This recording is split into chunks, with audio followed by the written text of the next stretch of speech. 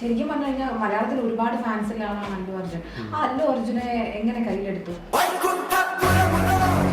അദ്ദേഹം ഭയങ്കര സ്വീറ്റ് ആയിട്ടുള്ള ഒരു മനുഷ്യനാണ്. അത് അദ്ദേഹത്തിന്റെ കഴിവാണ്. അതാണെങ്കിൽ അല്ലു അർജുൻ കുറെ കാലത്തിന് ശേഷം ചെയ്യുന്ന സിനിമയാണ്. ഒരു ഗ്യാപ്പ് ഇട്ടത് എന്തിനാ എന്നുള്ള ഡയലോഗ് ഉണ്ട് അതിനകത്ത്. അത് റിയൽ ലൈഫ് എന്നാ. പുള്ളി ഒരു ഗ്യാപ്പ് ഇട്ടിട്ടാണ് വൈകുണ്ഠപുരം വരുന്നത്. അല്ലു ഒരുപാട് സംസാരിക്കുമായിരുന്നു.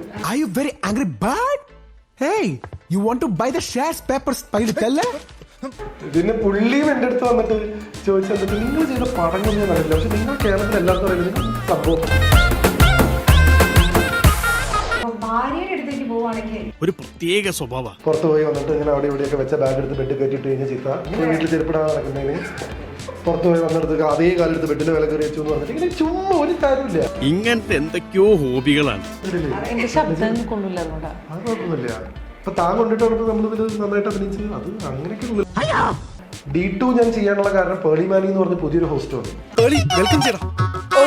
D2 കൂടെ ആയപ്പോൾ എനിക്ക് പേളിനെ പോലെ ആളെയും കൂടി ലൈഫിൽ കിട്ടി എന്നുള്ളതാണ് എനിക്ക് കിട്ടിയ ഏറ്റവും വലിയൊരു ഗുണം.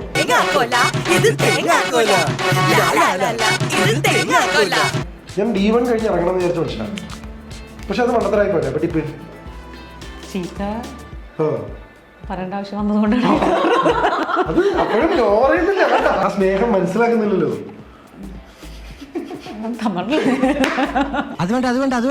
ഈ ജീവിച്ചേട്ടാന്നുള്ള വീഡിയോ പറഞ്ഞപ്പോഴാണ് ഈ ലാലേട്ടാ എന്നൊക്കെ വിളിക്കുമ്പോൾ വരുന്ന അടുത്ത ട്രോള് വെറുതെ എനിക്ക്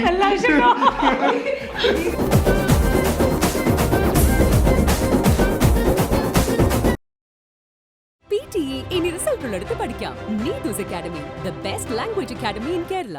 ഓപ്പൺ ടോക്കിലേക്ക് എല്ലാ പ്രേക്ഷകർക്കും സ്വാഗതം. ഇന്ന് ഓപ്പണായി സംസാരിക്കാൻ നമുക്ക് ഒപ്പമുള്ളത് GP ചേട്ടനും നമ്മുടെ എല്ലാം പ്രിയപ്പെട്ട രഞ്ജിത ചേച്ചിയുമാണ്. രണ്ടുപേർക്കും സ്വാഗതം. അപ്പോ മനോരാജ്യങ്ങളാണ് ഏറ്റവും പുതിയ വിശേഷങ്ങൾ. അടയാളങ്ങളിൽ നിന്ന് തുടങ്ങി മനോരാജ്യത്തിലേക്ക് എത്തി നിൽക്കുമ്പോൾ ആ ഒരു യാത്ര ഉണ്ടല്ലോ, ഒരു സിനിമ യാത്ര, എങ്ങനെ കാണും?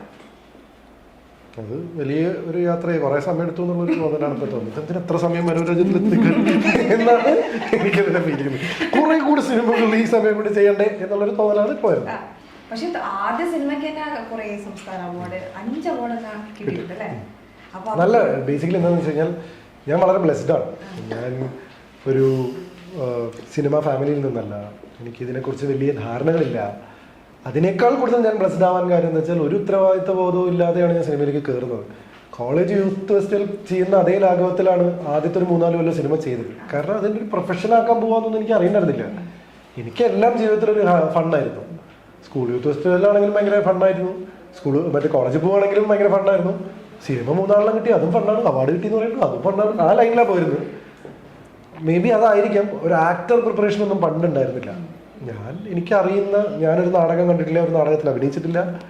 പക്ഷെ ഇതൊന്നും ഇല്ലാതെയാണ് അന്ന് സംവിധായകർ പറഞ്ഞത് അതേപോലെ ചെയ്ത് പോയിരുന്നൊരവസ്ഥയായിരുന്നു. വളരെ ഓഫ് ലൈറ്റ് ആയിട്ടാണ് ഞാൻ ആസ് ആൻ ആക്ടർ ഇവോൾവ് ചെയ്ത് തുടങ്ങിയത്. ഒരു 5 ഇയേഴ്സ്, ലൈക്ക് പ്രോബബ്ലി പ്രേതത്തിന് ശേഷം ഞാൻ കീ എന്ന് പറഞ്ഞൊരു തമിഴ് സിനിമ ചെയ്തപ്പോഴാണ് എനിക്ക് ആദ്യമായിട്ട് ഒരു ആക്ടർ എന്നുള്ള രീതിയിൽ പിരിവെട്ടിപ്പോയി എന്നൊക്കെ പറയുന്നത്. അതുവരെയൊക്കെ എനിക്ക് വന്ന സാധനങ്ങളൊക്കെ പിന്നെയും അങ്ങനെ ഭയങ്കര സംഭവങ്ങളൊന്നുമല്ല. പക്ഷെ കീയിലൊക്കെ റോള് ഭയങ്കര ചാലഞ്ചിങ് ആയിരുന്നു. അതുകൊണ്ട് തന്നെ പ്രിപ്പറേഷൻ ഇല്ലാതെ പോയി ചെയ്താൽ പണി കിട്ടുമെന്ന് തോന്നി ഒരു സംഭവം കൂടിയാണ്. അവിടുന്ന് മുതലാണ് ഞാൻ ആസ് ആൻ ആക്ടർ ഗ്രോ ചെയ്തത്. So the journey is nice. അടയാളങ്ങളിൽ നിന്ന് മനോരാജ്യത്തിലേക്ക് എത്തി നിൽക്കുമ്പോൾ ഭയങ്കര എക്സൈറ്റ്മെന്റും കൗതുകവും മാത്രമായി തുടങ്ങിയ ഒരാൾക്ക് എക്സൈറ്റ്മെന്റും കൗതുകവും അന്നത്തേക്കാൾ കൂടുതലുണ്ട്. പക്ഷെ ഇപ്പൊ കുറച്ചും കൂടെ കമ്മിറ്റ്മെന്റ് ഉണ്ട്. അതാണ് ആ ട്രാവൽ. ഈ ആ സമയത്ത് എങ്ങനെയായിരുന്നു? ചെറുപ്പം മുതലേ ഈ ഒരു ആഗ്രഹം ഉണ്ടായിരുന്നു അഭിനയിക്കണം? ചെറുപ്പം മുതലേ ഫേമസ് ആവണമെന്ന് മാത്രം ആഗ്രഹം ഉണ്ടായിരുന്നു. കുട്ടിക്കാലം മുതൽ എനിക്ക് എപ്പോഴും അറ്റൻഷൻ ഭയങ്കര ഇമ്പോർട്ടൻ്റ് ആണ്. അത് ഞാൻ ഒരു ക്രൗഡ് ഇരിക്കുകയാണെങ്കിൽ അവരുടെ ഇടയിൽ പോയിട്ട് എന്തെങ്കിലും പറഞ്ഞിട്ട് അവരെ സന്തോഷിപ്പിക്കുക എന്നുള്ളതായിരുന്നു എന്നും അതായിരുന്നു എൻ്റെ അറ്റൻഷൻ. ഞാൻ ആദ്യമായിട്ട് സ്റ്റേജിൽ കയറിയപ്പോൾ ആളുകൾ കയ്യടി തന്നപ്പോഴാണ് ഇത് പരിപാടി കൊള്ളാലോ എന്നുള്ളൊരു ഫീൽ വന്നു. എനിക്ക് ഭയങ്കര പേടിച്ചിട്ടാണ് ഞാൻ സ്റ്റേജിൽ കയറുന്നത്. പക്ഷേ ഈ കയ്യടി കിട്ടിയപ്പോൾ എനിക്ക് ഭയങ്കര വീണ്ടും കയറണം തോന്നി. സോ അന്ന് മുതൽ ഫേമസ് ആവാന്നുള്ള മാത്രമേ ഉദ്ദേശം ഉണ്ടായിരുന്നു എനിക്ക്.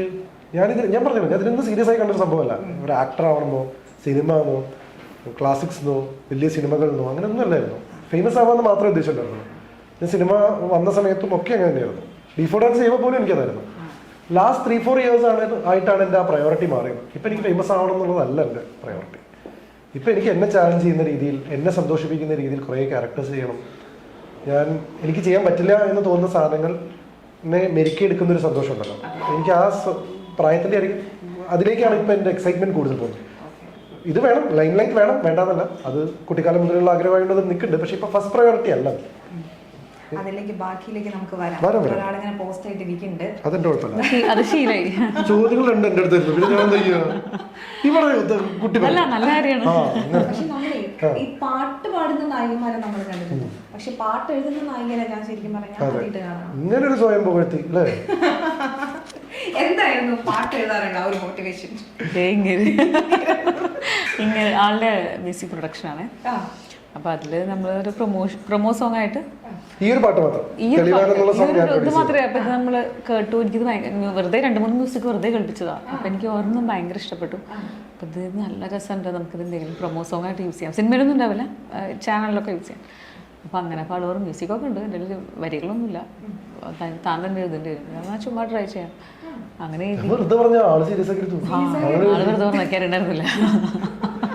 ഞാനത് ബേസിക് ട്യൂണാക്കി വെച്ചിട്ടുണ്ടായിരുന്നു. പിന്നെ എന്ത് ചെയ്യണം ഇതെന്ന് അറിയാത്തൊരു, ഞങ്ങള് കോവിഡ് സമയത്ത് ഞാനും നിഖിൽ സാനും കൂടിയിട്ട് കുറെ യൂട്യൂബിന് വേണ്ടി പരിപാടികൾ ചെയ്തു വെച്ചിട്ടുണ്ടായിരുന്നു. അപ്പൊ അതിന്റെ കൂട്ടത്തിൽ ചെയ്തു വെച്ചാ. പക്ഷെ ഇയാള് പറഞ്ഞപ്പോഴാണ് ഇത് സിനിമയ്ക്ക് യൂസ് ചെയ്യണോ എന്നുള്ള ചിന്ത വന്നു.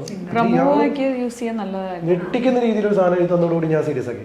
അപ്പൊ അത് എന്നാ മര്യാദയ്ക്ക് സാധനം എഴുതിയിട്ട് മുന്നോട്ട് പോവാം എന്നുള്ള ലൈനിലായിട്ട് അങ്ങനെ. പിന്നെ ഇതിന് നല്ല യോഗം ഉണ്ടായിരുന്നു. പ്രൊമോ സോങ് മാറ്റിയിട്ട് സിനിമയിൽ തന്നെ പെട്ടെന്ന് ഒരു സോങ് ആവശ്യം വന്നു. അവിടുന്ന് സ്ക്രിപ്റ്റ് ഇവോൾവ് ആയി. അങ്ങനെ സിനിമയിലെ മെയിൻ പാട്ടായി. നമ്മൾ പ്രൊമോ സോങ്ങിന് വേണ്ടി സിനിമയിൽ പോലും ഉണ്ടാവില്ല എന്ന് വിചാരിച്ച പാട്ട് സിനിമയിലെ ആദ്യത്തെ പാട്ടായി മാറി അല്ലേ? പ്രോപ്പർ ഫസ്റ്റ് സോങ് ആയി മാറി. ഇല്ല, ഞാൻ ഒട്ടും ഞാൻ പാടിയിട്ടേ ഇല്ല. ഇദ്ദേഹം നല്ല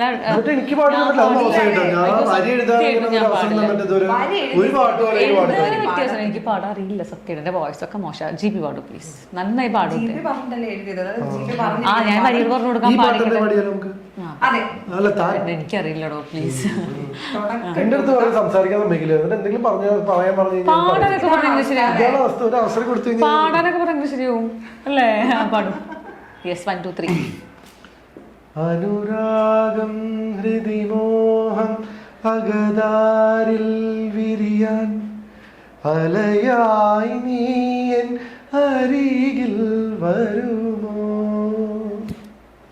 ബാക്കിയുണ്ടല്ലോ എന്താ? പ്രിയരാഗം മധുഗീതം മനതാരിൽ നിറയാൻ പൊന്മയിലായി നീ അരികിൽ വരുമോ.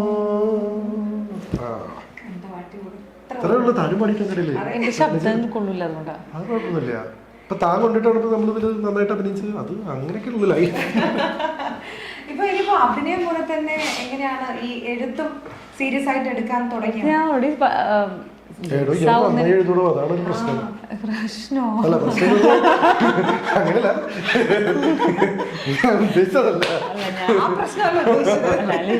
കാരണം ഇവർ തന്നെയാണ് കേട്ടോ. അതിന് കടപ്പെട്ടിരിക്കും. കാരണം ഞാൻ വെറുതെ അവരുടെ ഒക്കെ പറഞ്ഞ് എഴുതി വയ്ക്കാറുണ്ട്, കവിതയായിട്ടോ 2-3 വരികളൊക്കെ ആയിട്ട് എഴുതി വയ്ക്കാറുണ്ട്. പക്ഷെ നമുക്കത് ഒരിക്കലും ഇങ്ങനെ ഒരു ഇത് പോസിബിൾ ആണ് എന്ന് എനിക്ക് കാണിച്ചത്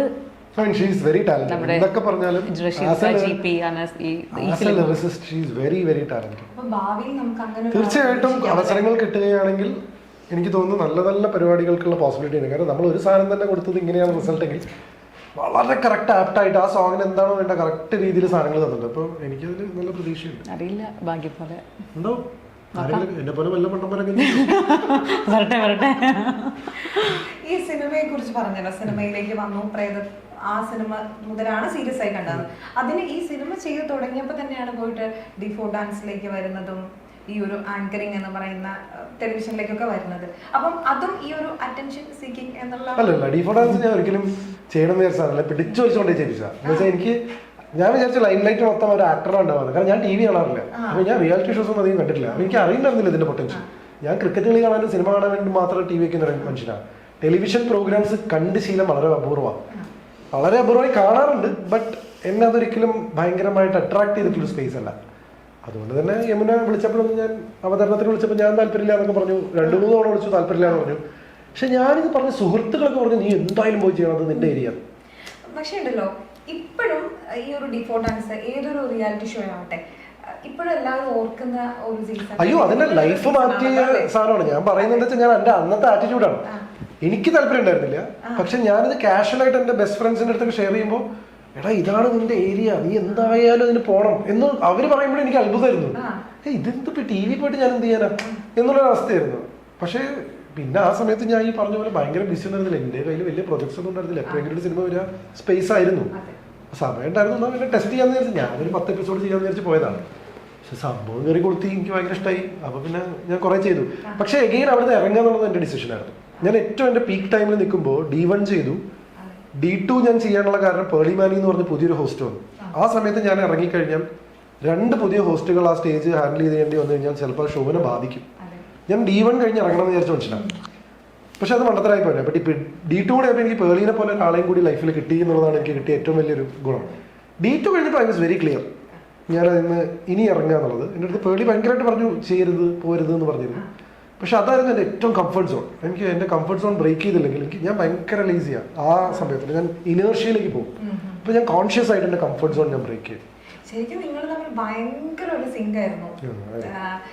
നിങ്ങളുടെ പെർഫോമൻസ് ആവട്ടെ രണ്ടുപേരും ഒരേപോലെ ആ ഒരു സംഭവമൊക്കെ ഉണ്ടല്ലോ നിങ്ങൾ ആ ഒരു സമയത്ത് എങ്ങനെയായിരുന്നു ശരിക്കും പറഞ്ഞത്? നാച്ചുറലായിട്ട് ഇപ്പോൾ ഞാൻ എഞ്ചിനീയറിംഗ് ഇപ്പോൾ കുറച്ച് സമയം കൊണ്ട് നിങ്ങൾ കണ്ടൊരു കെമിസ്ട്രി ഉണ്ടല്ലോ, ഇതിനേക്കാൾ ഒരുപാട് കെമിസ്ട്രി. കാരണം ഞങ്ങൾ അത്രയും സമയം സ്പെൻഡ് ചെയ്യുന്നുണ്ട്. 200 എപ്പിസോഡ് ഒരുമിച്ച് ചെയ്യാന്ന് പറയുമ്പോൾ രഞ്ജിതയ്ക്ക് പേളിയുടെ അവസ്ഥ ആലോചിക്കാം അല്ലേ?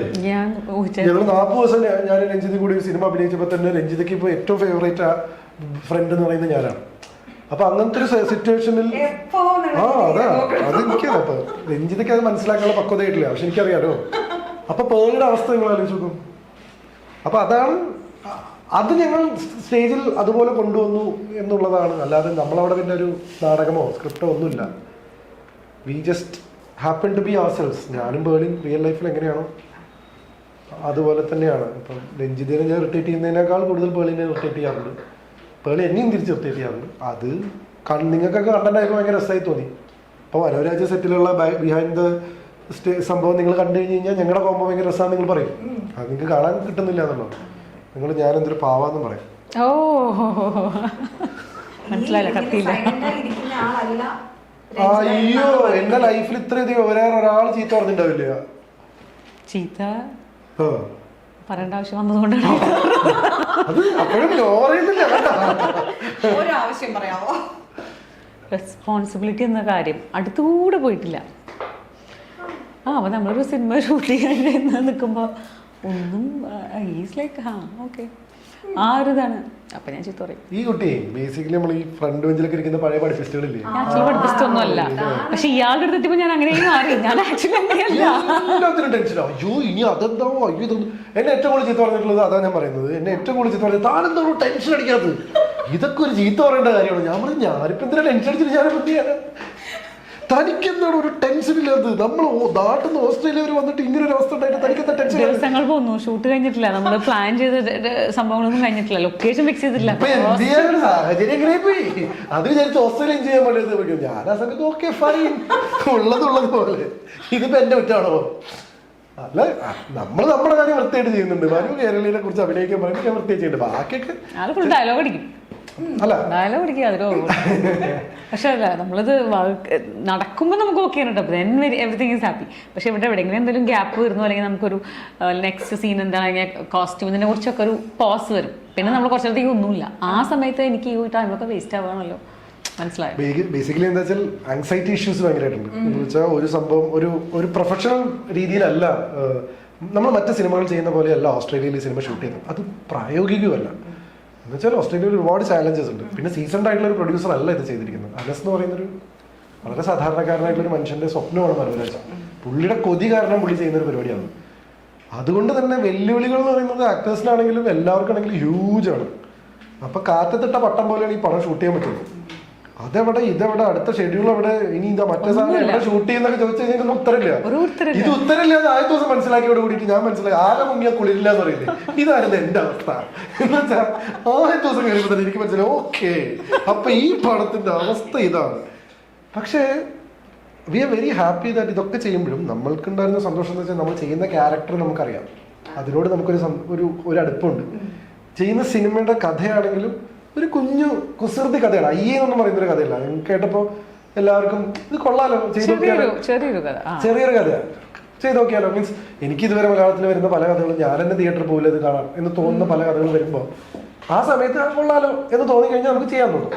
അത് നമ്മുടെ ഡിസിഷനാണ്. അപ്പോൾ സ്വാഭാവികമായിട്ടും പിന്നെ അതിൽ എന്ത് വന്നാലും നമ്മൾ അതിൻ്റെ കൂടെ കട്ടയ്ക്ക് നിൽക്കണം.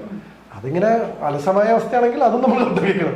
ജിപി നാളെ എന്താ ഷൂട്ട് ചെയ്യുന്ന തീരുമാനമായിട്ട് കുഴപ്പമില്ല, സമയത്തിന് പറഞ്ഞാൽ മതി. ഇതായിരുന്നു എൻ്റെ ആറ്റിറ്റ്യൂഡ്. ഞാൻ എല്ലായിടത്തും അങ്ങനെയാണ്. അത് ഈ സിനിമയുടെ കാര്യത്തിൽ മാത്രമല്ല.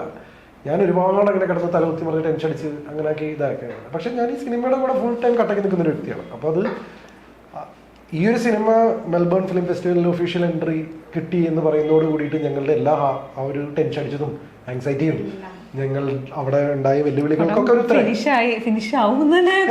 കുറേ പേര് പറഞ്ഞിരുന്നു ഈ പടം ഓസ്ട്രേലിയയിൽ ഇന്നേ വരെ ഒരാളും ഒരു മലയാള സിനിമ ചെയ്തിട്ടില്ല.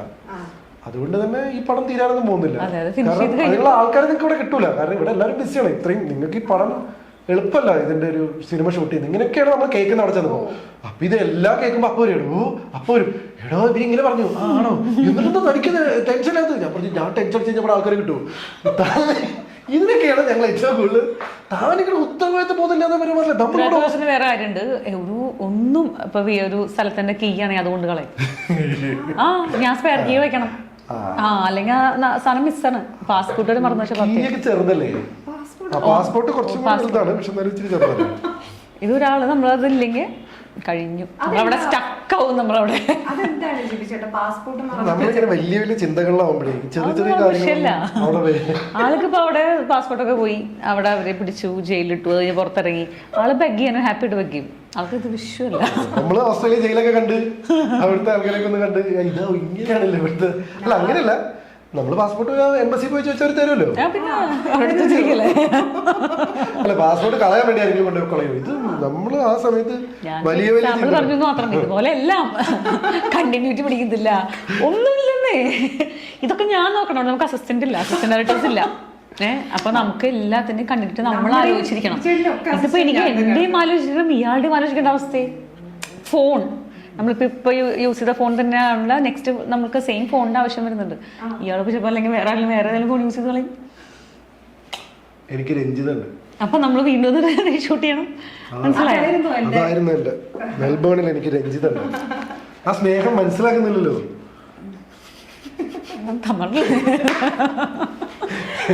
ബേസിക്കലി എന്താന്ന് വെച്ച് കഴിഞ്ഞാൽ അങ്ങനെയാണ്. അതൊക്കെ ഇങ്ങനെ നടക്കും അതിന്റെ കൂട്ടത്തില്. പക്ഷെ ഇതൊക്കെയാണെങ്കിലും നമ്മൾ നമ്മുടെ പരിപാടികൾ വൃത്തിയായിട്ട് ചെയ്യാം. ശരിക്കും പറഞ്ഞു കഴിഞ്ഞാൽ ഈ ടെൻഷൻ ഒക്കെ വരുമ്പോൾ അതെങ്ങനെയാണ് ഹാൻഡിൽ ചെയ്യുന്നത്? ടെൻഷൻ ഇല്ലല്ലോ. ടെൻഷൻ വരുമ്പോ ഞാൻ ഓടും. ഒരു തരത്തിലടുപ്പിക്കൂല. ഞാൻ ഇയാളെ ടെൻഷൻ അടിച്ച് കണ്ടിട്ടേ ഇല്ല. അല്ല എനിക്കറിയില്ല, എനിക്ക് താല്പര്യമില്ല. അയ്യേ എനിക്ക് ഇഷ്ടമല്ല അതൊക്കെ. അങ്ങനെയല്ല, ഞാൻ ആ സ്പേസിലേക്ക് എന്നെ വെക്കാറില്ല. നമുക്ക് വേറെ കുറെ സ്പേസ് എനിക്ക് ഇഷ്ടം. ഈ ഹാപ്പി ഒക്കെ നോക്കാനൊക്കെ ഭയങ്കര ഇഷ്ടമാണ്. ടെൻഷൻ അടിക്കാൻ എനിക്ക് ഇഷ്ടമല്ല. അതാണ് മെയിൻ പരിപാടി. പക്ഷേ രഞ്ജിത ടെൻഷൻ അടിക്കാൻ സമ്മതിക്കാറുണ്ട് ചിലപ്പോഴൊക്കെ. ചിലപ്പോൾ ഞാൻ പോയിട്ട് ഈ ഒരാൾ ഫുൾ ടൈം ടെൻഷൻ അടിച്ചു വന്നു കഴിഞ്ഞാൽ എന്താ, അപ്പൊ ഞാൻ ഇടയ്ക്ക് പോയി ഇടപെടും. പക്ഷെ ചില സമയത്തൊക്കെ ഞാൻ സ്വാതന്ത്ര്യം കൊടുത്തിട്ടുണ്ട്. ടെൻഷൻ അടിക്കും കുറച്ച്. ഏതോ ഒരു സമയത്തൊക്കെ ഫുൾ കയ്യിൽ പോയി പറഞ്ഞപ്പോ ഞാൻ പറഞ്ഞു രഞ്ജിത ടെൻഷൻ അടിച്ചു, ഇതിന് സൊല്യൂഷൻ എല്ലാം കയ്യിൽ പോയി. ടെൻഷൻ അടിച്ചോ, ആ ലൊക്കേഷൻ നമുക്ക് കിട്ടൂല. ഇരുന്ന് ടെൻഷൻ അടിച്ചോ, വിചാരിച്ച ആ സീൻ പോയി. എന്നിട്ട് ഞാൻ പോയി കിടന്നിറങ്ങി. അവളിരുന്ന് ടെൻഷൻ അടിച്ചു, കോരിയിട്ടിരുന്ന് ടെൻഷൻ അടിച്ചു. എടോ അത് നമ്മൾ വിചാരിച്ച ഏറ്റവും നല്ല സീനല്ല. അതെ അത് നല്ല സീനാണ്. അല്ല അപ്പൊ നമുക്ക് അവിടെ ഷൂട്ട് ചെയ്യാൻ പറ്റൂല, ഷൂട്ട് ചെയ്യാൻ പറ്റൂല. എടോ അപ്പൊ ഇതല്ലേ നമ്മൾ വിചാരിച്ചത്? അതെ വിചാരിച്ചത്. ഓ അപ്പൊ അത് ഇതായി. ടെൻഷൻ അടിച്ചു. രഞ്ജിത കുറെ ടെൻഷൻ അടിച്ചു. എനിക്ക് കൂടി വേണമെങ്കിൽ ടെൻഷൻ കൂട്ടി ടെൻഷൻ അടിച്ചു, എന്നെ കൂടി ടെൻഷൻ തടച്ചു. എന്നിട്ട് ഞാൻ പോയി കിടക്കും. അങ്ങനെയാണ് ചില സുഹൃത്തുക്കളൊക്കെ നമുക്ക് അങ്ങനെ കിട്ടും. അതൊരു വലിയ ഭാഗ്യമാണ്. രഞ്ജിത ആ കാര്യത്തിൽ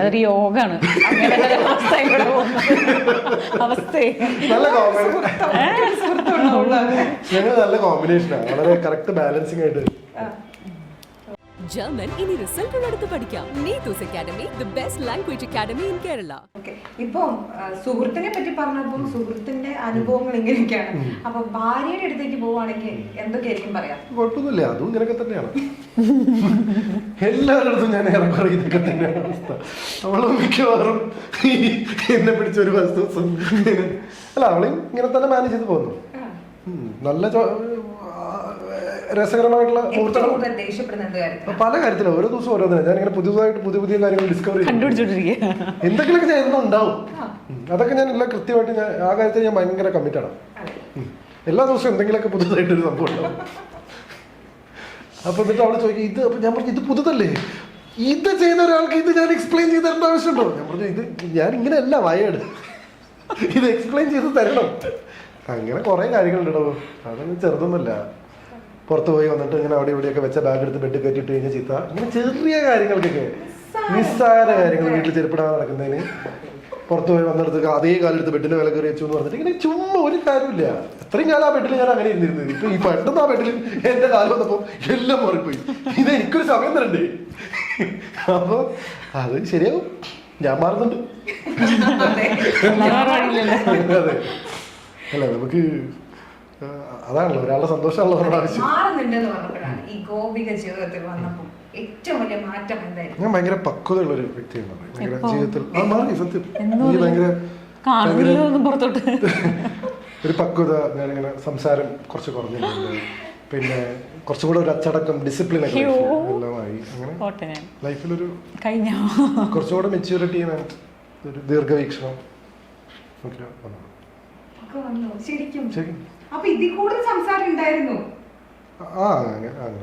പറയാല്ലേ. എന്താ എനിക്കൊരു പുച്ഛന്റെ ഞാൻ നന്നാവുന്നത് ഇഷ്ടപ്പെടാത്തത് എനിക്ക് അറിയാത്തോണ്ട് ചോദിക്കണേ. എനിക്ക് കുറച്ച് നല്ല ക്വാളിറ്റീസ് വന്നു എന്ന് പറയുമ്പോ തനിക്ക് പട്ടാഭാഗം എന്റെ തൊട്ടടുത്ത് എങ്ങനെയാണ് പറ്റുന്നത്? നമുക്കൊരു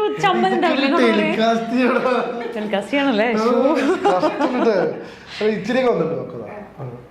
ഒന്ന് സമ്മതിക്കത് എന്താ എല്ലാരും ഇങ്ങനെ ശരി വന്നു. അല്ല നമ്മുടെ സ്ക്രീനിൽ കാണുന്ന ജീവിച്ചേട്ടൻ തന്നെ ഇപ്പോഴും ഇവിടെ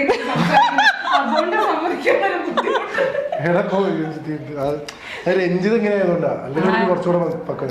ഈ കുട്ടി ഫുൾ കോമഡി ഒക്കെ അടിച്ച് ഇങ്ങനെ ഇരിക്കുമ്പോ ഈ ജീവിച്ചേട്ടാന്നുള്ള വിളി പറഞ്ഞപ്പോഴാണ് ഈ ലാലേട്ടാ നമുക്ക് വിളിക്കുമ്പോൾ അടുത്ത ട്രോള് വെറുതെ ഒരു വിളി ഉണ്ടല്ലോ, അത്രയും വലിയൊരു പേര് ഇങ്ങനെ ഷോർട്ട് ആക്കി വിളിക്കുമ്പോ കിട്ടുന്നൊരു സന്തോഷം. എനിക്കുള്ള ഏറ്റവും സന്തോഷം എന്ന് വെച്ചാൽ ഗോവിന്ദ് പത്മസൂര്യ എന്നുള്ള എന്റെ യഥാർത്ഥ പേര് ജീവിതത്തിൽ ഒരാൾ എന്നെ വിളിച്ച് കേട്ടിട്ടില്ല. അറ്റ്ലീസ്റ്റ് അത് ഷോർട്ടായിട്ട് GP എന്ന് വിളിക്കുന്നുണ്ടല്ലോ എന്നുള്ള സന്തോഷം തീർച്ചയായിട്ടും എനിക്കുണ്ട്. അല്ലെങ്കിൽ എന്നെ പത്മ, സൂര്യ, ഗോവിന്ദ് എന്നൊക്കെ പറഞ്ഞ് കഷ്ണം മുറിയൊക്കെ ആയിട്ട് വിളിച്ചിരുന്നു. GP എന്ന് പറയുമ്പോൾ അറ്റ്ലീസ്റ്റ് അതിന്റെ ഒരു അത് ഗോവിന്ദ് പത്മസൂര്യയുടെ ചെറുതാണല്ലോ എന്നുള്ളൊരു ആശ്വാസം എനിക്ക് പലപ്പോഴും തോന്നാറുണ്ട്. ആ സന്തോഷം ഉണ്ടാവാറുണ്ട്. അപ്പൊ നമ്മള് തമിഴ് സിനിമയിലേക്ക് പോവാൻ, തമിഴ് സിനിമ കീയിലേക്ക് പോകുന്നു. കീയിലെ പെർഫോമൻസ് കണ്ടിട്ടാണ് നമുക്ക് വരുന്നത്. അപ്പോ കീയില് ഞാൻ നന്നായി വർക്ക് ചെയ്തിട്ടുണ്ടായിരുന്നു. എന്ന് വെച്ച് കഴിഞ്ഞാൽ ആ ക്യാരക്ടർ എന്നെ പോലെ ഒരാളും ഏൽപ്പിക്കില്ല. കാരണം ഭയങ്കര ഇന്റൻസ് ആയിട്ടുള്ള സൈക്കോ വില്ലനാണ്. ബോഡി ലാംഗ്വേജിലൂടെയാണ് കൂടുതൽ കാര്യങ്ങൾ കമ്മ്യൂണിക്കേറ്റ് ചെയ്യുന്നത്. പിന്നെ തമിഴ് ആക്ടർ ജീവയായിരുന്നു ലീഡ് റോൾ. അദ്ദേഹത്തിനെ ഡോമിനേറ്റ് ചെയ്യുന്ന ഒരു ക്യാരക്ടറാണ്. അപ്പൊ അങ്ങനത്തെ ഒരു ക്യാരക്ടർ ആ സമയത്ത് തന്നെ ഏൽപ്പിച്ച മിക്ക പേടി ഇത് ചെയ്യാൻ എനിക്ക് പറ്റുമോ എന്നുള്ളത്. കാരണം ഞാൻ ഇന്നവരെ അങ്ങനെ ചെയ്തിട്ടില്ല. ഇത് ഒരു നൂൽപ്പാലമാണ്. ഇങ്ങനെ എന്തെങ്കിലും കയ്യിൽ നിന്ന് പോയാൽ ഭയങ്കര ഓവറായിപ്പോ. അതുകൊണ്ട് I started working as an actor. എങ്ങനെയാണെങ്കിൽ എൻ്റെ സാധനം കൈകാര്യം ചെയ്യാം. നല്ല പ്രതീക്ഷയുണ്ടായിരുന്നു എനിക്ക് ആ പ്രൊജക്റ്റിൽ. ഞാൻ വിചാരിച്ചു ആ സിനിമ എൻ്റെ ഒരു വലിയ മൈൽ സ്റ്റോൺ സിനിമയാവും. പക്ഷെ സിനിമ വർക്കായില്ല, ബോക്സ് ഓഫീസിൽ വർക്കായില്ല. അതെ, പക്ഷെ അതും ഒരു 4-5 മാസം കഴിഞ്ഞപ്പോൾ ഞാൻ ഡിസപ്പോയിന്റഡ് ആയിരുന്നു. എന്ന് വെച്ചാൽ ഞാൻ വിചാരിച്ചു ഇത് കയറി ഈ തമിഴ് വൻ പരിപാടി. ഞാൻ എന്തൊക്കെ പ്ലാൻ ചെയ്തെന്ന് അറിയാമോ? തമിഴിൽ ഞാൻ വൻ ബിസി. അത് കഴിഞ്ഞാൽ മറ്റേ വില്ലനാവുന്നു, വിജയുടെ വില്ലനാവുന്നു, സൂര്യയുടെ വില്ലനാവുന്നു. എന്തൊക്കെയാണ് നമുക്ക് സ്വപ്നം കാണാലോ. വീട്ടിലിരിക്കുന്നത് ഇത് കഴിഞ്ഞ 5-6 മാസം. അപ്പൊ ഞാൻ ഇല്ലടോ ഒരാഴ്ചക്കേ ഓടി. മീൻസ് ഇത് പറയുമ്പോ പോലും പല ആൾക്കാർക്കും സണ്ണാണ് എടുത്ത്. പക്ഷെ എനിക്കൊന്ന് തമിഴിൽ കുറച്ച് ആൾക്കാർ കണ്ടിട്ടുണ്ടാവും. പക്ഷെ ഇതൊന്നും പറയുമ്പോൾ ആൾക്കാർ അറിയില്ല. അപ്പൊ എന്താ വെച്ചാൽ കീയിൽ ഞാൻ നന്നായി പെർഫോം ചെയ്യുന്നത്. എന്ത് തമിഴ് ചെയ്യുന്നുണ്ടോ അങ്ങനെയൊക്കെ ചോദിക്കുന്ന അവസ്ഥ ഇപ്പോഴും അതെ. പക്ഷെ നമ്മൾ പറയില്ലേ, നമ്മൾ ചെയ്യുന്ന എല്ലാത്തിനും എപ്പോഴെങ്കിലൊക്കെ ഒരു റിസൾട്ട് ഉണ്ടാവും എന്ന് പറഞ്ഞു. ആ സിനിമയുടെ ഡബ് തെലുങ്കിലിറങ്ങി. അത് കണ്ടിട്ടാണ് തെലുങ്കിൽ മറ്റേ 10 മില്യൺ വ്യൂസ് ഒക്കെ യൂട്യൂബിലുണ്ട്. അല്ലെങ്കിൽ അത് യൂട്യൂബിൽ ഇറങ്ങിയത്. ഇത് ത്രിവിക്രം ഗാരു എങ്ങനെയോ കാണാനിടയായിട്ട് എനിക്ക് ഈ ആക്ടറെ വേണം എന്ന് പറഞ്ഞിട്ട് വിളിച്ചു. അതെനിക്ക് ആദ്യം മനസ്സിലായിരുന്നില്ല. എന്ന് വെച്ചാൽ എൻ്റെ അടുത്ത് അദ്ദേഹം പറഞ്ഞപ്പോഴാണ് എനിക്ക് കോൾ വരുന്ന മാനേജറിൻ്റെ അടുത്താണ്, ഇങ്ങനെ ഒരു സിനിമ ഉണ്ട് എന്നൊക്കെ പറഞ്ഞിട്ട്. പക്ഷെ പിന്നെ ഞാൻ വർക്ക് ചെയ്തോണ്ടിരിക്കുമ്പോൾ ത്രിവർക്കം പറഞ്ഞു കീയിൽ നിങ്ങളുടെ പെർഫോമൻസ് സാറിങ്ങനെ അത് കണ്ടു. അപ്പോഴാണ് പുള്ളി പറഞ്ഞത് ഞാനത് കണ്ടിട്ടാണ് നിങ്ങളെ വിളിച്ചത്. നിങ്ങളതൊരു വളരെ മെച്യൂരിറ്റിയോട് കൂടിയിട്ട് ആ ക്യാരക്ടർ ഹാൻഡിൽ ചെയ്തു. മീൻസ് അത് ഒരു സൈക്കോ വില്ലനോ മീൻസ് അതൊരു അങ്ങോട്ടും കൂടെ ഒക്കെ പോയാൽ കയ്യിൽ നിന്ന് പോകാവുന്ന ഒരു സാധനം, your body language is great എന്നൊക്കെ പറഞ്ഞിട്ട് അത് പറഞ്ഞപ്പോൾ എനിക്ക് ഭയങ്കര സന്തോഷമായി. പിന്നെ നമുക്ക് തെലുങ്കിൽ വെച്ചിട്ട് വൈകുണ്ഠപുരം ശരിക്കൊരു വലിയ, ശരിക്കും പറഞ്ഞു കഴിഞ്ഞാൽ മലയാളത്തിൽ ഒരുപാട് ഫാൻസ് ഉള്ള ആളാണ് അല്ലു അർജുൻ. ആ അല്ലു അർജുനെ എങ്ങനെ കയ്യിലെടുത്തു? ഞാൻ കയ്യിലെടുത്തല്ല, അദ്ദേഹം ഭയങ്കര സ്വീറ്റ് ആയിട്ടുള്ള ഒരു മനുഷ്യനാണ്. അത് അദ്ദേഹത്തിന്റെ കഴിവാണ്. ഞാൻ പലപ്പോഴും ആലോചിക്കാറുണ്ട്, പുള്ളിക്ക് എന്നെ കൊണ്ട് ഒരു ഉപകാരമില്ല, പിന്നെന്തിനാ പുള്ളി എന്നെ അത്രയും കൺസിഡർ ചെയ്യുന്നൊക്കെ വിചാരിക്കാറുണ്ട്. തുടക്കം മുതലേ പുള്ളി അങ്ങനെയായിരുന്നു. മീറ്റ് ചെയ്ത് ഒരു ആഴ്ച 2 ആഴ്ച കഴിഞ്ഞപ്പോൾ തന്നെ ഒരു വൈബായിരുന്നു. പിന്നെ ആദ്യമായിട്ട് ഇതിൻ്റെ ഓഡിയോ ലോഞ്ച് ഉണ്ടാകും മുമ്പ് ഞാൻ താഴെ ഇരിക്കുകയായിരുന്നു. എല്ലാവരും പുള്ളിയുടെ പ്രസംഗത്തിൽ my brother GP welcome to the industry എന്നൊക്കെ പറഞ്ഞോട് കൂടിയിട്ട് അല്ലു അർജുൻ ഫാൻസിന്റെ ഇടയിൽ പെട്ടെന്ന് എന്നെ ശ്രദ്ധിക്കുന്നത്. ഞാൻ ആ ഗ്രൗണ്ടിലേക്ക് നടന്നു വരുമ്പോൾ ഒരാൾ എന്നെ തിരിഞ്ഞു നോക്കിയിരുന്നില്ല. പക്ഷെ തിരിച്ചു പോകുമ്പോൾ കുറച്ച് സെക്യൂരിറ്റി ഒക്കെ ആയിട്ട് പോകേണ്ട അവസ്ഥയായി. കാരണം ഇങ്ങനെ സ്റ്റേജിലേക്ക് വിളിച്ച് കയറ്റി ഇൻട്രൊഡ്യൂസ് ചെയ്യുന്നു. പെട്ടെന്ന് ഞാൻ അവിടുന്ന് അടുത്ത ഒരു ആൾക്കാരുടെ അറ്റൻഷനിലേക്ക് കയറി. അതാണെങ്കിൽ അല്ലു അർജുൻ കുറെ കാലത്തിന് ശേഷം ചെയ്യുന്ന സിനിമയാണ്. ഒരു ഗ്യാപ്പ് ഇട്ടത് എന്തിനാ എന്നുള്ള ഡയലോഗ് ഉണ്ട് അതിനകത്ത്. അത് റിയൽ ലൈഫ് എന്നാണ്. പുള്ളി ഒരു ഗ്യാപ്പ് ഇട്ടിട്ടാണ് വൈകുണ്ഠപുരം വരുന്നത്. അത് ഇൻഡസ്ട്രി ഹിറ്റ് ആവുന്നു. അപ്പോഴും ഞാൻ വിചാരിച്ചെന്ന് വെച്ചാൽ 1-2 കൊല്ലം കഴിഞ്ഞാൽ ഇതിന്റെ ഒരു ക്ലൗട്ട് കഴിഞ്ഞാൽ കഴിയുന്നതാണ്. പക്ഷെ പുള്ളിനെ കല്യാണം വിളിച്ചപ്പോൾ പോലും പുള്ളി പ്രതികരിക്കുന്നു. മീൻസ് വരുന്നുണ്ടാവില്ല, കാരണം ഞാൻ കേരളത്തിൽ വരുന്നത് വളരെ അപൂർവമായിട്ടാണ്. പ്രൊമോഷൻസിനൊക്കെ തന്നെ എപ്പോഴെങ്കിലും വരുന്നുള്ളൂ. അപ്പോൾ എനിക്ക് വരിക എന്നുള്ള പ്രാക്ടിക്കൽ അല്ല. പക്ഷെ ഓൾ ദ ബെസ്റ്റ് എന്നൊക്കെ പറഞ്ഞ് റെസ്പോണ്ട് ചെയ്യേണ്ട ഒരു ആവശ്യമില്ല പുള്ളിക്ക്. അപ്പോൾ എനിക്ക് മനസ്സിലായി ഇദ്ദേഹം ഭയങ്കര ജെനുവിനാണ്. ഞാനും കുറെ പഠിക്കേണ്ടിയിരിക്കുന്നു. കാരണം എനിക്ക് പുള്ളിയെ കൊണ്ട് ആവശ്യമുണ്ട്, പുള്ളിക്ക് എന്നെ കൊണ്ട് ഒരു ആവശ്യമില്ല. പക്ഷെ എന്നിട്ടും നമ്മൾ മെസ്സേജ് ചെയ്യുമ്പോഴൊക്കെ പുള്ളി ഇപ്പോഴും റെസ്പോണ്ട് ചെയ്യുന്നതെന്ന് പറയുമ്പോൾ അത് വലിയ ഗുണമാണ്. ആ സിനിമയ്ക്കകത്ത് നമ്മുടെ ജയറാംപട്ടണം ഉണ്ടായിരുന്നു. ഞങ്ങൾക്ക് കോമ്പിനേഷൻ ഉണ്ടായിരുന്നു.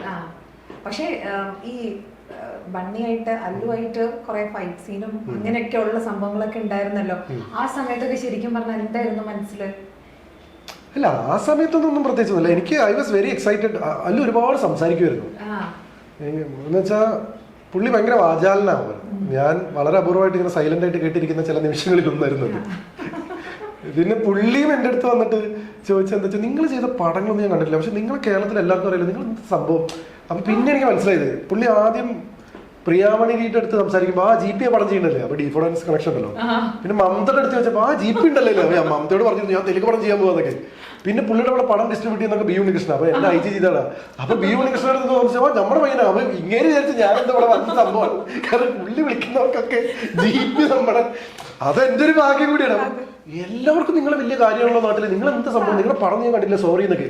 ഞാൻ പറഞ്ഞു സോറി എന്ന് പറയണ്ട, അധികം പടമൊന്നുമില്ല ഇപ്പൊ കാണിക്കണം. പക്ഷെ ഞാനൊരു അങ്ങനെ ഒരാളാണ്. പക്ഷേ രസമുള്ള മൊമെന്റ് ആയിരുന്നു. അത് കഴിഞ്ഞ് നാഗാർജുന, നാഗചൈതന്യ അല്ലേ, അതും ഭയങ്കര ഒരു എക്സൈറ്റഡ് ആയിട്ടുള്ള എന്ന് വെച്ച് കഴിഞ്ഞാൽ അവര് നമ്മളെ ഭയങ്കരമായിട്ട് ഏറ്റെടുക്കും. ഇപ്പൊ നാഗ് സാറ് പ്രസ് മീറ്റിൽ തന്നെ പറഞ്ഞു പോയിന്റ് അതാ എന്ന് വെച്ചാൽ, കഴിഞ്ഞ സംക്രാന്തിക്ക് അലവൈകുണ്ഠപുരമിൽ ചെയ്ത് ഇവിടെ ഭയങ്കര ബ്ലോക്ക് ബസ്റ്ററായി. ഈ സംക്രാന്തിക്ക് നമ്മുടെ ബംഗാരാജ് ചെയ്ത് നമ്മുടെ സ്വന്തം ആളായി.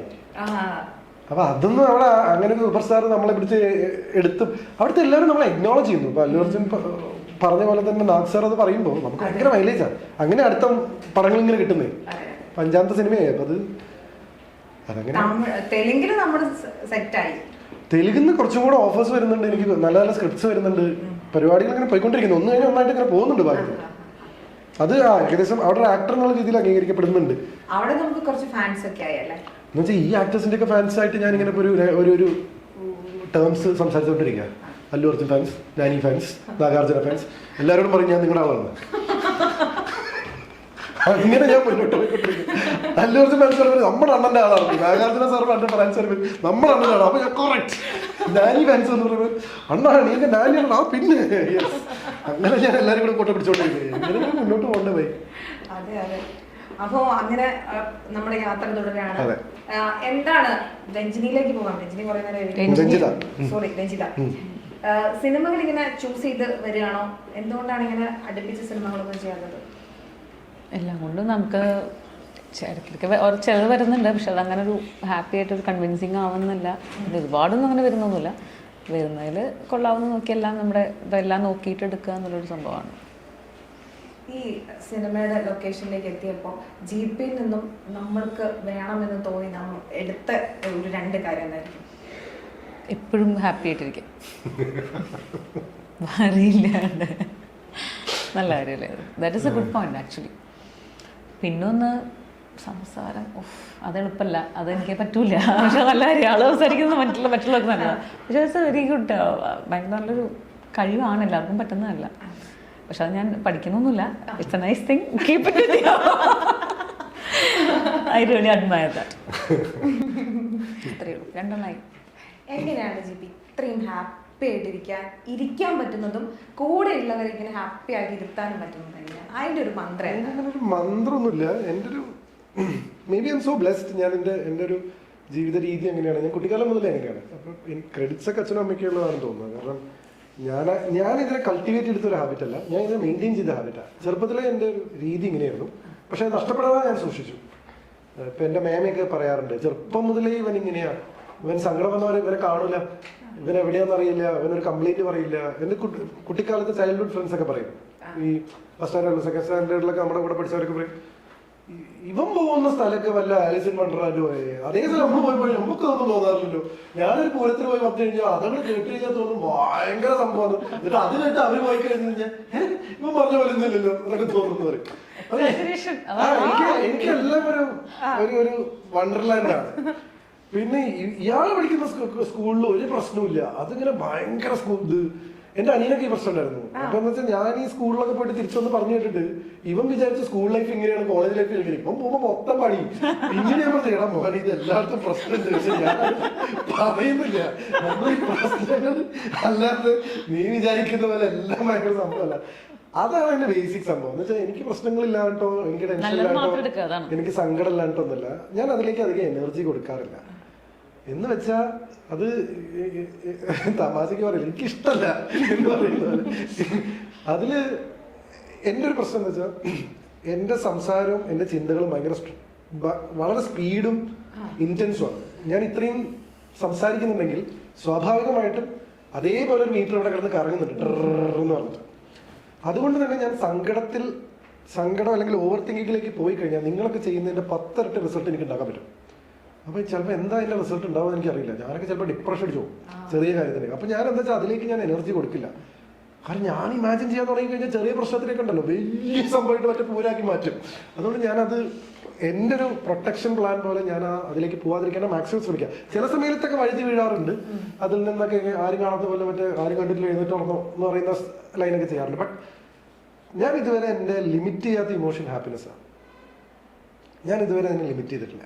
ഞാനിങ്ങനെ ഈ പറഞ്ഞ പോലെ 1-നെ 10 ആൾക്കാരോട് പറയാം, ചെറിയ താനായിരിക്കും, എടാ നീ അറിഞ്ഞ ഞങ്ങൾ മെൽബൺ ഫിലിം ഫെസ്റ്റിവലിലെ official entry, Melbourne film festival official entry എന്ന് പറഞ്ഞാൽ എന്താണ് അതിന്റെ വിചാരം? ഓസ്കാർ കഴിഞ്ഞാൽ പിന്നെ ഏറ്റവും സംഭവം ഈ ലോകം. ബേസിക്കലി അതൊരു മെത്തേഡ് ഓഫ് സെലിബ്രേറ്റിംഗ് യുവർ സെൽഫാണ്. ചില ആൾക്കാർ ചിലപ്പോൾ അതിനെ തള്ളുന്നും മറ്റേതെന്നൊക്കെ പറയുമെങ്കിലും അല്ല അത് പറയാറുണ്ട്. എന്ന് വെച്ച് കഴിഞ്ഞാൽ ഗോപിക വരെ പറയും, എന്തിനാണ് ഇങ്ങനെ ഞാനുണ്ടായിരുന്നുള്ള സിറ്റുവേഷനിൽ ഇത് അങ്ങനെ ഉണ്ടായിരുന്നില്ല. പക്ഷെ that is that mechanism that is making me happy. എന്ന് വെച്ചാൽ ഞാൻ അവിടെ ഒരാളെയും ദ്രോഹിക്കുന്നില്ല, ഞാൻ അവിടുത്തെ പോസിറ്റീവ്സിനെയാണ് ഞാൻ പെരുപ്പിക്കുന്നത്. ഞാൻ ഒരാളുടെ നെഗറ്റീവ് അല്ലെങ്കിൽ ഞാൻ ഇരുന്ന ഒരാളെ കുറ്റം പറയുന്നത് നിങ്ങൾ കേൾക്കാനുള്ള സാധ്യത വളരെ കുറവാണ്. കാരണം ഞാനങ്ങനെ പറയാൻ തുടങ്ങിക്കഴിഞ്ഞാൽ എനിക്കതിൽ ഭയങ്കര ആർട്ടാ, അയാൾ നശിച്ചു പോകും. കാരണം എന്താ വെച്ചാൽ എനിക്ക് എന്റെ പ്രസന്റേഷൻ ആൻഡ് ആർട്ടിക്കുലേഷൻ അത്രയും സ്ട്രോങ് ആണ്. ഞാനത് പറഞ്ഞാൽ നിങ്ങൾ കൺവിൻസ്ഡ് ആയി പോകും. അതുകൊണ്ട് അല്ല, അത് സത്യമാണ്. ഞാൻ ഒരാൾക്കെതിരെ തിരിയാതെ ഞാൻ എപ്പോഴും നടക്കും. തിരിഞ്ഞാൽ പോലും ഞാനത് പ്രകടമാക്കില്ല. കാരണം ഞാനും പുള്ളി പോയിന്റ് പറഞ്ഞു കഴിഞ്ഞാൽ എനിക്കറിയാം ഞാൻ പറയുന്ന ആൾക്കാരെ വിശ്വസിക്കുള്ളൂ. ചിലപ്പോൾ പുള്ളിയുടെ അടുത്ത് ഞാൻ ഉണ്ടെങ്കിൽ പോലും, കാരണം എനിക്കിത് പ്രസന്റ് ചെയ്യാൻ അറിയാം, അതെന്റെ കഴിവാണ്. പക്ഷെ ആ കഴിവുകളെ ഞാൻ വേറെ വഴിക്ക് കൊണ്ടുപോകാറില്ല. സോ ഞാൻ എൻ്റെ സംഭവങ്ങളാണ് എപ്പോഴും പോസിറ്റീവ് ആക്കാറ്. ഞാൻ അതിൽ ഒരുപാട് സന്തോഷിക്കാറുണ്ട്. എനിക്കിപ്പോൾ ഇതിനെ സന്തോഷിക്കാമെന്ന് വിചാരിക്കുന്നതിൽ തെറ്റില്ലല്ലോ, ഇതിൽ ആർക്കും ദ്രോഹമില്ലല്ലോ.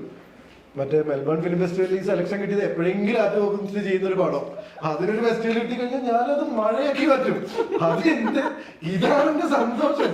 ദിസ് ഇസ് മൈ എന്റർടൈൻമെന്റ് എന്ന് പറയുന്ന പോലെ I am happy about it. So basically energy, like I spend less energy in other emotions. I spend more energy here. അതായിരിക്കാം. പക്ഷെ എനിക്കുണ്ട് കേട്ടോ സങ്കടങ്ങളും ദുഃഖങ്ങളും വിഷമങ്ങളും ഇറിറ്റേഷനും ഒന്നും വരാത്ത സമയമൊന്നുമില്ല. പക്ഷെ ഞാൻ ഓടും. തോമസ് വിട്ടോടാ ദേഷ്യം. ഓക്കെ, എന്തായാലും ജീവിച്ചെന്ന് കണ്ടു കഴിഞ്ഞാൽ എല്ലാവരും ചോദിക്കുന്ന ഒരു ചോദ്യം പേളിമാണിയുമായി ബന്ധപ്പെട്ടായിരിക്കും. കാരണം പേളിയുമായിട്ടുള്ള ഒരു സൗഹൃദം, കല്യാണത്തിന്റെ സമയത്ത് പേളിക്ക് വരാൻ പറ്റാത്തതുകൊണ്ട് ഒരു ഫോട്ടോ ഒക്കെ എഡിറ്റ് ചെയ്ത് സ്റ്റോർ ചെയ്തിട്ട് ആ ഒരു വിഷമം തീർത്ത ആളാണ്. ആ ഒരു സൗഹൃദത്തെ കുറിച്ച് പറയാം. അതറിഞ്ഞിരുന്നോ പേളി ഇട്ട ഫോട്ടോ? കണ്ടിരുന്നോ? ഇൻസ്റ്റാഗ്രാമിൽ പോസ്റ്റ് ചെയ്തത്. ആ ഫോട്ടോ കണ്ടിരുന്നോ? അടുത്തൊരു ഫോട്ടോ വെച്ച് അത് പേളി മാത്രമല്ല, അത് ശ്രീനിക്കും പേളി ഒരു ഫോട്ടോ ഉണ്ടാക്കി കൊടുത്തിരുന്നു. എന്നിട്ട് എന്നെ വിളിച്ച് ഭയങ്കര സങ്കടം പറഞ്ഞടാ, എന്റെ മാത്രമല്ലടാ, ശ്രീനി നിലയിലും വെച്ച് ഞാനൊരു ഫോട്ടോ വെച്ചിരുന്നടാ, അവനത് പോസ്റ്റ് ചെയ്തില്ലടാ എന്നൊക്കെ പറഞ്ഞിട്ട് എന്നിട്ട് അവൾ എനിക്ക് അയച്ചു തന്നു. ഞാൻ ശ്രീനി ഒരു കുതിരപ്പുറത്തൊക്കെ ഇരുന്നിട്ട് ഞങ്ങൾ രണ്ടുപേരും തൊട്ടപ്പുറത്ത് കല്യാണം കഴിഞ്ഞ് വരുമ്പോൾ തൊട്ടപ്പുറത്ത്, എന്നിട്ട് അതിന്റെ അടിയിൽ എഴുതിയിട്ട് haters would say that this is Photoshop. അതാണ് പേളി നാരി. എന്നെ വിളിച്ച് പറഞ്ഞ ഇതൊക്കെ പറഞ്ഞു, ഞാൻ മറ്റേ കല്യാണം മറ്റേ ഈ ഡെലിവറി ചെയ്യണ സമയത്ത് നീ കല്യാണം കഴിക്കില്ലടാ. ഞാൻ പറഞ്ഞു ഞാൻ കല്യാണം ചെയ്യണ സമയത്ത് നീ പ്രസവിക്കില്ലെന്ന് പറഞ്ഞല്ല. അപ്പൊ ഞാൻ എന്താ പറയാ, അല്ല പിന്നെ വേറെന്താ പറയാ. ഓക്കെ, എന്തായാലും നമ്മുടെ സമയം ഇങ്ങനെ കുറഞ്ഞുകൊണ്ടിരിക്കുകയാണ്. സംസാരിക്കുന്നത്. അതെ, ചോദ്യങ്ങൾ എന്റെ അടുത്ത് ചോദിക്കുന്നു, ഞാൻ ഉത്തരം പറയുന്നു, എന്നിട്ട് ഞാൻ സംസാരിക്കുന്നു, എല്ലാരും കുറ്റം പറയുന്നു. അതെ അതെ അതെ അതെ, അത് കുറച്ച് എസ് ആയി പോയല്ലേ ഉള്ളൂ. ഇല്ലില്ല. അപ്പൊ എന്തായാലും നമ്മുടെ സമയം കഴിഞ്ഞുകൊണ്ടിരിക്കുകയാണ്. ഒരുപാട് പേര് പുറത്ത് വെയിറ്റിംഗ് ആണെന്ന് എനിക്കറിയാം. മനോരാജ്യം തിയേറ്ററിലേക്ക് വരികയാണ്. ഒരുപാട് സന്തോഷം. പറഞ്ഞ പോലെ സിനിമ ഇവിടെയും വലിയ ഹിറ്റാവട്ടെ. എല്ലാവരും ആശംസകളും. Thank you. PTE ഇനി റിസൾട്ട് ഉള്ളടുത്ത് പഠിക്കാം. Neethus academy, the best language academy in Kerala.